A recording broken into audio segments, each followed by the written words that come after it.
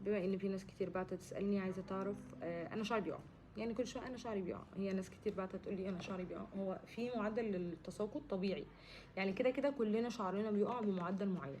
لو المعدل ده زاد عن الطبيعي فهنا بنبدا نقلق، بنبدا نشوف بقى هل السبب ده مثلا من جوه بسبب ان احنا عندنا نقص مخزون حديد او عندنا حاجه مشكله نعالجها. لو يعني واحنا بنعالجها ستيل شعرنا بيقع، ممكن نستخدم حاجات تسهل الموضوع ان هي تقلل شويه. في فتره من الفترات وانا بطول شعري وبتقله شعري كان بيقع. هو ده انا كنت عارفه ان هو تساقط موسمي، يعني انا عارفه انه تساقط موسمي. كان شهر 10 و11 انا شعري كله تقريبا بيبدا يقع ويطلع من جديد، فشهر 11 عندي و10 سقوط مش بيقف، بيبقى غير طبيعي انه تساقط موسمي. تمام.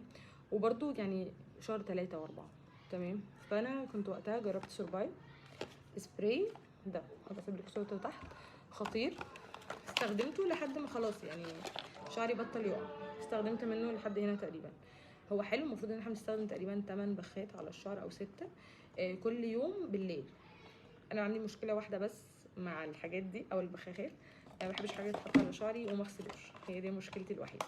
وكنت بستخدم معاها الديرما عشان كمان انها ايه تحفز الدوره الدمويه. الديرما انا بستخدمها طول الوقت على فكره، مش بستخدمها مع ده بس. بنمشي هنا ده كله بيبي هير طالع وده كله بيبي هير. بستخدمها مع الزيوت، يعني لما اكون بعمل حمام زيت ورايقه شويه بستخدمها قبل حمامات الزيوت، بحفز الدوره الدمويه في شعري كله وبعد كده استخدمها. او لو انا بستخدم ده برضو نفس الكلام بستخدمها قبل، بتفرق قوي. بس اهم حاجه الاستخدام الصح. ممكن تبقوا تشوفوا طرق كتير ليها، عشان يعني طريقه مش عارفه اقولها دلوقتي عشان الحجاب وكده، هي طريقتها سهله ومليون حد قايل الطريقه يعني.